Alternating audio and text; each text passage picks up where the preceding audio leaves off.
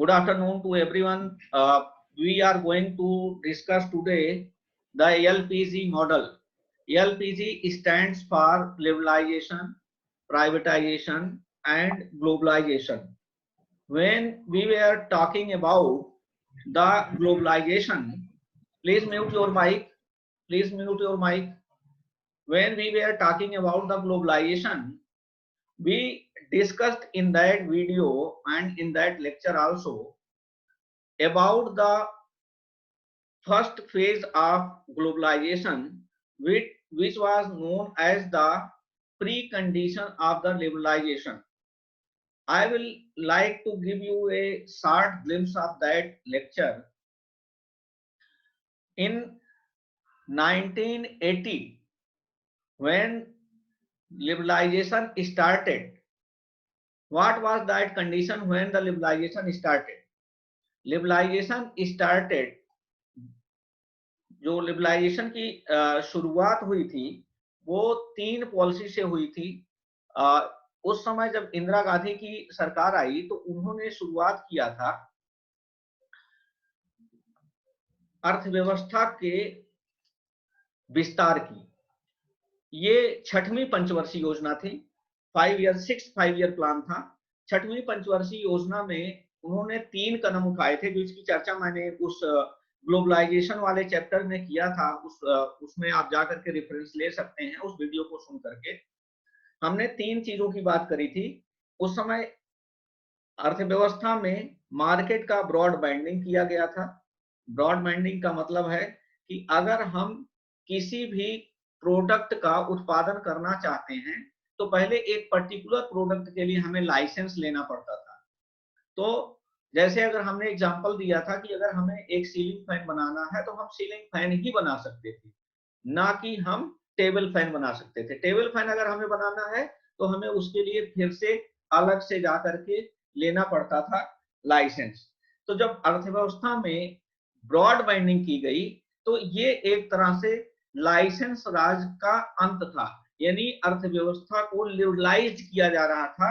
अर्थव्यवस्था को कुछ ऐसे कानून से, ऐसे रूल्स एंड रेगुलेशन से लिबरलाइज किया जा रहा था जो उस समय बहुत स्ट्रिक्ट नॉर्म्स थे। तो broad banding was the first step towards the liberalisation. दूसरा काम उन्होंने किया था, इंपोर्ट और एक्सपोर्ट को इजी बनाने के लिए उन्होंने सिंगल विंडो सिस्टम कर दिया था। If you want to start any firm or any production unit, all the clearance you will get on the single window. Likewise, if you want to export and import, इसके पहले क्या होता था, अगर आपको एक्सपोर्ट करना है तो एक्सपोर्ट लाइसेंस लेना पड़ता था, इंपोर्ट करना है तो इंपोर्ट लाइसेंस लेना पड़ता था। और इंपोर्ट लाइसेंस लेने का मतलब ये नहीं है कि आपको इंपोर्ट लाइसेंस मिल गया तो आप इंपोर्ट कर ही लेंगे। इंपोर्ट लाइसेंस मिलने के बावजूद भी आपको आरबीआई के पास जाकर के आपको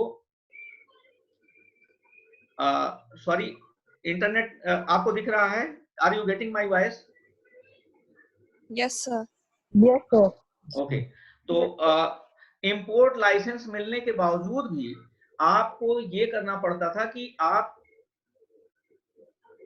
आरबीआई के पास जाकर के फॉरेन करेंसी के लिए आपको एक अलग से एप्लीकेशन देना पड़ता था, अलग से परमिशन लेनी पड़ती थी।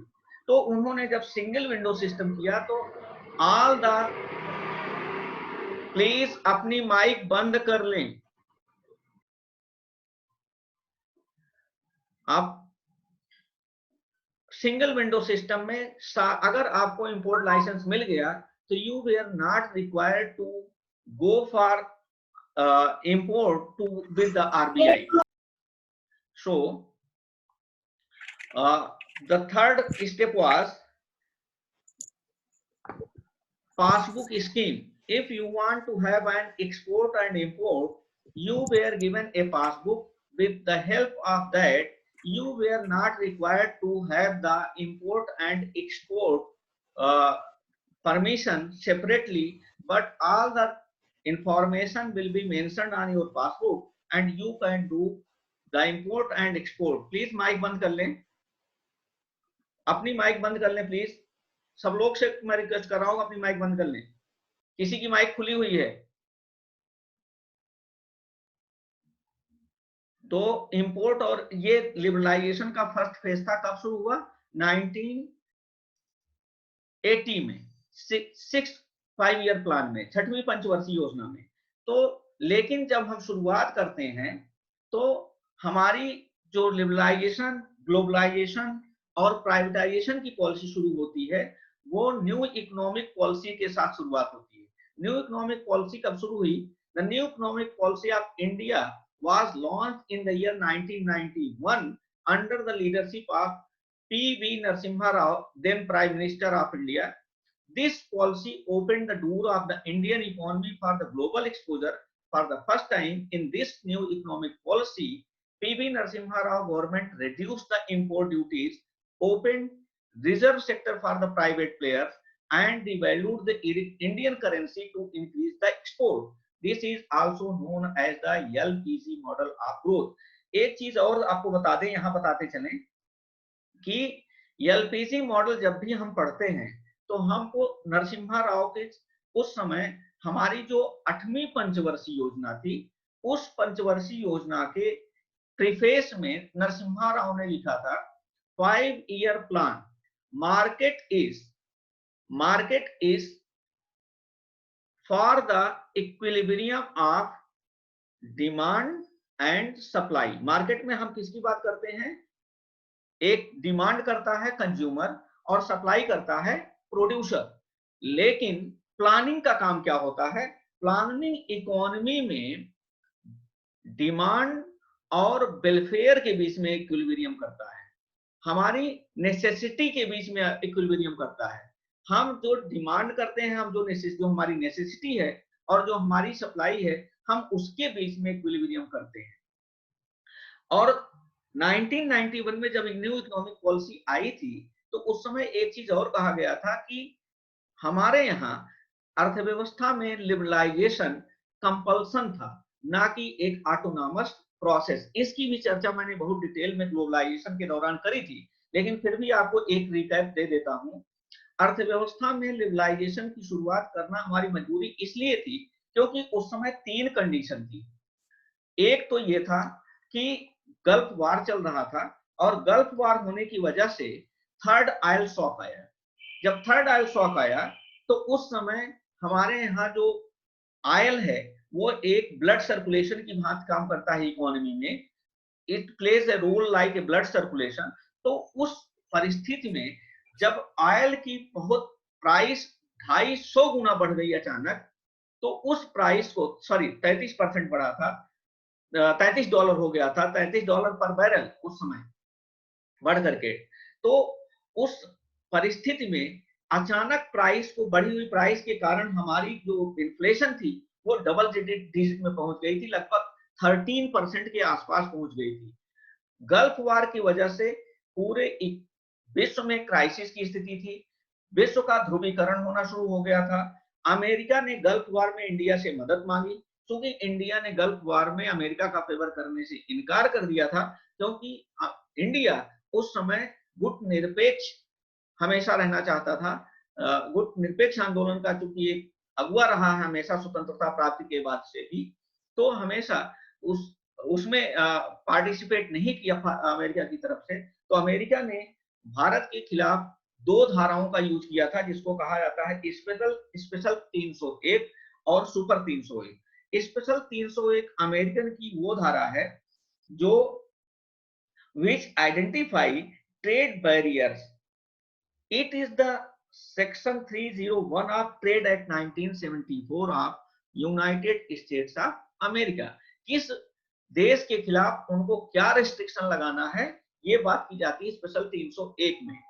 और सुपर 301 में वो ये फाइंड आउट करते हैं कि किस देश से हमको प्रायोरिटी के आधार पर ट्रेड करना है और किस देश से कौन सी कमोडिटी को हमें इंपोर्ट करना है या एक्सपोर्ट से रिस्ट्रिक्ट करना है। तो ये 2 धाराओं का उन्होंने लगा इस्तेमाल करके भारत से व्यापार उन्होंने बंद कर दिया। दूसरा था यूरोपीय यूनियन, जिसके साथ हम जब बहुत ज्यादा ट्रेड करते थे। यूरोपीय यूनियन ने कहा हम इनवार्ड ट्रेडिंग करेंगे। इनवार्ड ट्रेडिंग का मतलब होता है कि हम जितने भी मेंबर कंट्रीज हैं आपस में ही व्यापार करेंगे, हम बाहर किसी देश से व्यापार करेंगे ही नहीं। अब भारत के पास बचा third world countries. Third world countries जो जिसको हम लेस डेवलप्ड इकोनॉमीज कहते हैं या डेवलपिंग इकोनॉमीज कहते हैं, उसमें एशियन टाइगर्स कहे जाने वाले जो देश थे, जैसे Malaysia, Singapore, Hong Kong, China, Japan और ये सारे देश थे, तो इनके प्रोडक्ट पहले ही सस्ते प्राइस पर अवेलेबल थे। तो इन कंडीशन में भारत के प्रोडक्ट महंगे होने की वजह से यहाँ पर अपनी मार्केट बना पाने में असमर्थ थे, जिसके कारण उनका वहां पर मार्केट में कदम रखना थोड़ा सा मुश्किल हो रहा था। तो अब बचा अफ्रीकन कंट्रीज, वो पहले से ही इतने गरीबी की स्थिति में है।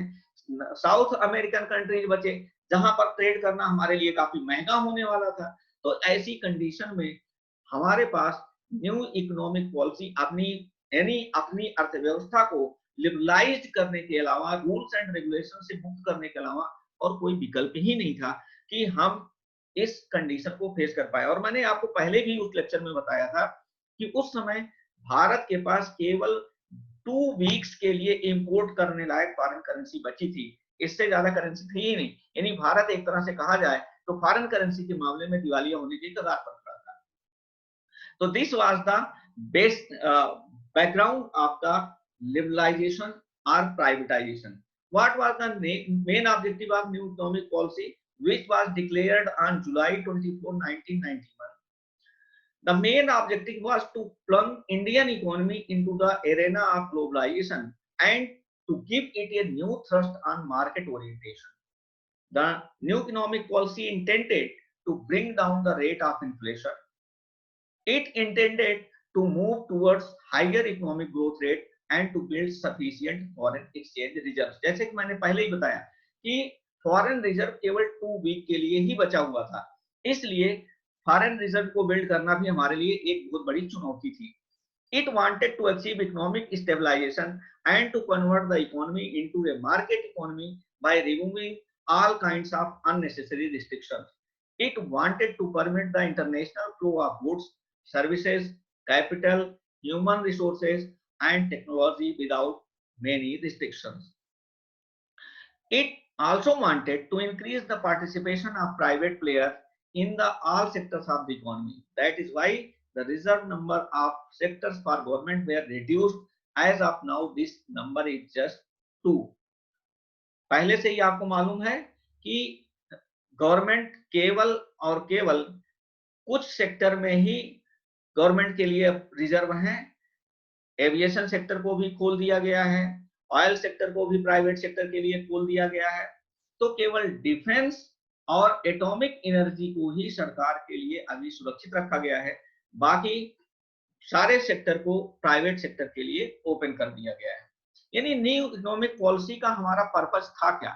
न्यू इकोनॉमिक पॉलिसी का पर्पस था कि अर्थव्यवस्था को लिबरलाइज बना करके उसको प्राइवेट सेक्टर के हाथों में सौंपना और इसके बाद ग्लोबलाइजेशन को फॉलो करना. यानी हम विदेशों से फॉरेन इंस्टीट्यूशनल इन्वेस्टमेंट को अट्रैक्ट करना, क्योंकि हमने बार बार आपको कहा कि हमारे पास फॉरेन रिजर्व की बहुत कमी थी. तो जब तक हम फॉरेन इंस्टीट्यूशनल इन्वेस्टर्स को अट्रैक्ट नहीं करते तब तक हमारे पास फॉरेन रिजर्व नहीं आता. तो इसलिए ग्लोबलाइजेशन भी उसकी अगली कड़ी थी. रीजन फॉर इंप्लीमेंटिंग एलपीजी मैं आपको पहले ही बता चुका था, उसका एक जिस्ट मैं आपको यहां दे रहा हूं. Large and growing physical imbalance, यानी उस समय हमारा राजकोषीय घाटा, फिजिकल इम्बैलेंस, राजकोषीय घाटा जो था वो 12.1% था 1991 में. ध्यान रखिए, आज की डेट में अगर 4%, 4.5% की 4.5 या 4.2% का फिजिकल डेफिसिट होता है तो त्राहिमाम मच जाती है. विश्व की अर्थव्यवस्था या विश्व बैंक से लेकर के अदर एजेंसी चिल्लाना शुरू कर देती हैं कि आपका फिजिकल डेफिसिट बहुत ज्यादा है. फिजिकल डेफिसिट इतना हाई होने का मतलब है कि आपके ऊपर डेप्ट का बर्डन बहुत ज्यादा है. और आप उम्मीद कर सकते हैं 1991 it was 12.1%, it was too high. तो इसका मतलब हमारे ऊपर उस समय विदेशों का कर्ज कितना ज्यादा रहा होगा, पब्लिक डेप्ट कितना ज्यादा हमारे ऊपर रहा होगा. Growing inefficiency in the use of resources, low foreign exchange reserve, मैंने आपको अभी अभी बताया केवल 1.2 बिलियन डॉलर ही बचा था हमारे पास, जो which was sufficient enough only for 2 weeks, and high inflation rate which was 13.87%। मैंने आपको बताया डबल डिजिट इन्फ्लेशन रेट, 4 से 4.5% का इन्फ्लेशन बहुत अच्छा माना जाता, लेकिन उस समय इन्फ्लेशन रेट कितना था? 13.87%। The low annual growth rate of Indian economy stagnated around 3.5% from 1950s to 1980s, while per capita income average was 1.3%। मतलब आप उम्मीद कर सकते हैं कि यद्यपि हमारा ग्रोथ रेट 2009 के आसपास जब हम बात करते हैं, यानी हम बात करते हैं जब 2000 से लेकर के 2000 आफ्टर 2000 डिकेड, तो हमारी ग्रोथ रेट जाकर के 8-9%, 9% के आसपास हो गई।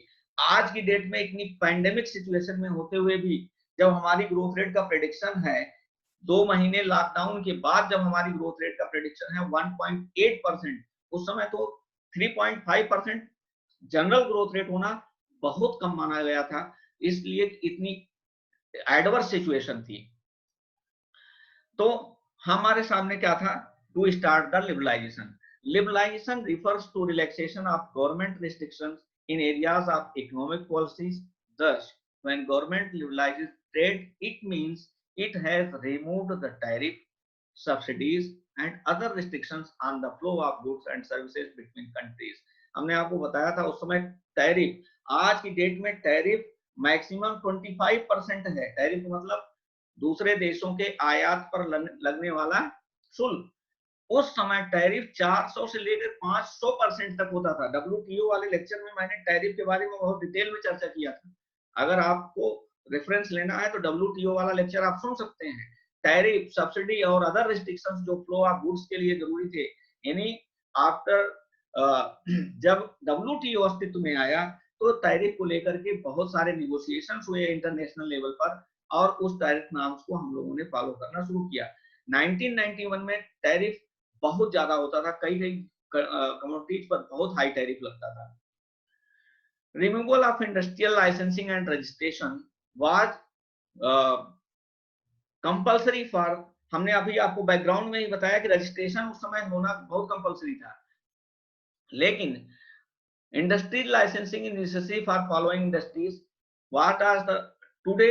Liquor, cigarette, defence equipment, industrial explosives, drugs, hazardous chemicals. आज इसी केवल इतने 6 तरह की प्रोडक्ट्स पर ही लाइसेंस और रजिस्ट्रेशन की जरूरत थी। उस समय हम 1991 की बात कर रहे हैं।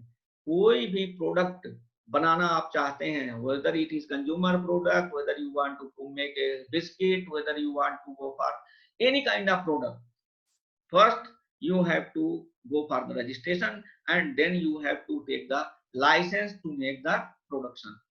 यानी लाइसेंस, इसको हम कोटा परमिट राज भी कहते थे, लाइसेंसिंग परमिट राज कहते थे, या इंस्पेक्टर राज इसको हम कहते थे।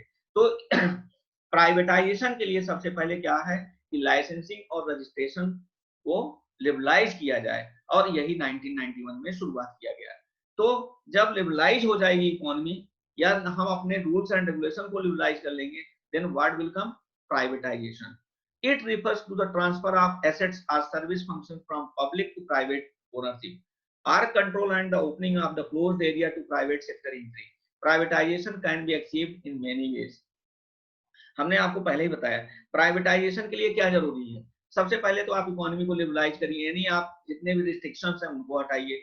रिस्ट्रिक्शंस हट गए तो सरकार ने उस समय कहा कि सरकार की भूमिका रूल्स एंड रेगुलेशंस की है, ना कि प्रोड्यूसर की। तो सरकार ने क्या किया? अपने एसेट्स को, सॉरी, अपने फील्ड को प्राइवेट सेक्टर के लिए ओपन करना शुरू कर दिया। जैसे मैं एग्जांपल दूं आपको, ऑयल सेक्टर पहले गवर्नमेंट कंपनीज के लिए ही केवल खुली हुई थी, लेकिन बाद में रिलायंस भी इसमें आया, एशआर भी इसमें आया। आप जानते ही हैं रिलायंस इस समय सबसे बड़ा प्लेयर है पेट्रोकेमिकल फील्ड में, एशआर भी है उसमें। तो प्राइवेट सेक्टर के लिए, जैसे अभी एविएशन सेक्टर पहले गवर्नमेंट सेक्टर के लिए केवल था, बाद में उसको प्राइवेट सेक्टर के लिए भी ओपन कर दिया गया। तो प्राइवेट, इसको कई तरीके से हम कर सकते थे। जैसे हमने आपको इसके पहले वाले लेक्चर में बताया था कि फॉरेन मार्केट में इंटर करने के लिए या किसी मार्केट में इंटर करने के लिए कई तरीके होते हैं। उसमें क्या है, फ्रेंचाइजिंग है, लाइसेंसिंग है, लीजिंग है, कॉन्ट्रैक्ट है। तो इस all these are the step towards the privatization, towards moving the privatization.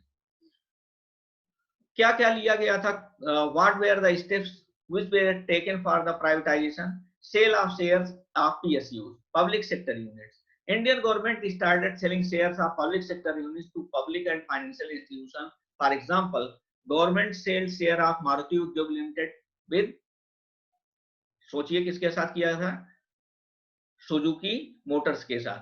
Now the private sector will acquire ownership of these public sector units. The share of private sector has increased from 45% to 55%. ये मैं आप लोगों को जब economy शुरुआत में बताया था तो मैंने बताया था कि सोशलिस्ट इकोनॉमी में 45% शेयर प्राइवेट सेक्टर का होता है, 55% शेयर गवर्नमेंट सेक्टर का होता है. लेकिन जब हमने अपनी इकोनॉमी को लिबरलाइज कर लिया तो ये सिचुएशन पलट गई और 55% शेयर हो गया प्राइवेट सेक्टर का और 45% शेयर हो गया पब्लिक सेक्टर का. दिस इन्वेस्टमेंट, बहुत आप लोगों ने सुना होगा, आप पब्लिक सेक्टर यूनिट्स अब भी सरकार उसका करना चाह रही है. एविएशन सेक्टर में इंडियन एयरलाइंस का डिसइन्वेस्टमेंट करना चाह रही है, आप जानते ही हैं. उसके लिए कई बार बिड्स भी निकाले गए हैं. The government has started the process of disinvestment in those public sector units which had been running into loss. It means that government has been selling out these industries to private sector. Government has sold enterprises worth rupees 30,000 crore to the private sector in 1991. आज की date में नहीं, हम 1991 की new economic policy के समय, उस समय की बात कर रहे हैं. Minimisation of public sector unit, यानी पब्लिक सेक्टर यूनिट के रोल को धीरे धीरे घटाना. Previously, public sector was given the importance with a view to help in industrialization and removal of poverty. Public sector units इसी उद्देश्य से लगाए गए थे, to give the employment and generate the income to boost the economy, and the purpose was maximum social welfare. As you know, private sector works with the motive of profit, but the public sector works with the motive of maximum social welfare. I have told you this thing many times. Disinvestment Commission. The 5-member Disinvestment Commission was set up on August 7, 1996. Major task of the commission was to prepare long-term disinvestment program, to determine extent of disinvestment in each public sector units, to decide on instrument pricing and time, to supervise sales process. As on October 2013, the 50 central public sector enterprises listed on the stock exchange contributed about 15% of the total market capitalization. इसका नया data अभी चूंकि available नहीं है, इसलिए मैंने ये पुराना डेटा आपको यहाँ पर दिया हुआ है. सक्सेसफुल प्राइवेटाइजेशन इंडिया में किस कौन कौन से हुए थे? कुछ कंपनीज के मैंने नाम दिए हुए हैं, जैसे लगन jute machinery company limited. Grass turnover इसका था 6 मिलियन 2000 में, इसका अप्रैल जून 2000 में इसका हुआ था प्राइवेटाइजेशन, और इससे सरकार को मिला था $24 मिलियन, 24 मिलियन रुपीस इसमें मिला था. मॉडर्न फूड इंडस्ट्रीज लिमिटेड को, MFIL को सरकार ने 2138 रुपए करोड़ कई वर्थ इसकी थी, 3247 करोड़ रुपए में इसको सरकार ने बेचा था. Pradeep phosphate limited, Bharat aluminium company limited, hotel corporation of India limited and Hindustan Zinc Limited. Since we are running for the time, so we will make fast. Now globalization. हमने चूंकि ग्लोबलाइजेशन के बारे में पूरा एक वीडियो तैयार किया था, तो इसलिए हम यहाँ पर ग्लोबलाइजेशन को बहुत शॉर्ट में ले रहे हैं. अगर आपको ग्लोबलाइजेशन का थोड़ा सा डिटेल लेना है तो आप उस वीडियो को बड़े आराम से सुन सकते हैं. Economic globalization is the increasing economic interdependence of national economies across the world through a rapid increase in cross-border movement of goods, service, technology, and capital. It is a process which draws countries out of their insulation and makes them join rest of the world in its march towards a new world economic order. What were the steps taken for the globalisation, reduction in tariff. मैंने आपको पहले ही बताया कि globalisation के लिए सबसे पहले अगर आप फॉरेन इंस्टीट्यूशनल इन्वेस्टमेंट के लिए आप खोलना चाहते हैं तो दो चीजें आपको करना पड़ेगा, reduction in tariff and long term trade policy. और इसके साथ साथ आपको कुछ थोड़ा सा और करना पड़ेगा, वो क्या था, सरकार ने कुछ कदम उठाए थे, जैसे liberal policy, all controls on foreign trade have been removed. वो कंट्रोल कौन से थे? सबसे बड़ा कदम था partial convertibility of Indian currency. जब हम कन्वर्टिबिलिटी भी की बात करते हैं तो यहाँ पर हम करेंट अकाउंट और कैपिटल अकाउंट दो तरह की कन्वर्टिबिलिटी की बात करते हैं। करेंट अकाउंट कन्वर्टिबिलिटी का मतलब है जब हम किसी चीज का ट्रेड करते हैं तो उसमें जो हम ट्रांजैक्शन करते हैं वो करेंट अकाउंट होता है, और जब हम फॉरेन इंस्टीट्यूशनल इन्वेस्टमेंट की बात करते हैं तो वो कैपिटल अकाउंट कन्वर्टिबिलिटी कहलाता है। तो सरकार ने सबसे पहले, क्योंकि जरूरत थी हमें ट्रेड की, तो सरकार ने सबसे पहले पार्शियल कन्वर्टिबिलिटी करेंट अकाउंट में किया था। ये किस लिए? कि जिससे हमारे यहाँ पहले ट्रेड के लिए लोग आए और इसके बाद तब फिर हम इंस्टीट्यूशनल इन्वेस्टमेंट को बढ़ाएंगे। This convertibility stood valid for following transactions: remittance to meet family expenses, payment of interest, import and export of goods and services। हम पहले ही आपको बता चुके हैं कि करंट अकाउंट वो होता है जो हम अपने ट्रांजैक्शन नीड्स को पूरा करते हैं, और कैपिटल अकाउंट कन्वर्टिबिलिटी वो होता है जो हम अपने इन्वेस्टमेंट नीड्स को पूरा करते हैं। तो this was the purpose of this account convertibility. This all was the LPC model for the discussion. Hope you have find all the well.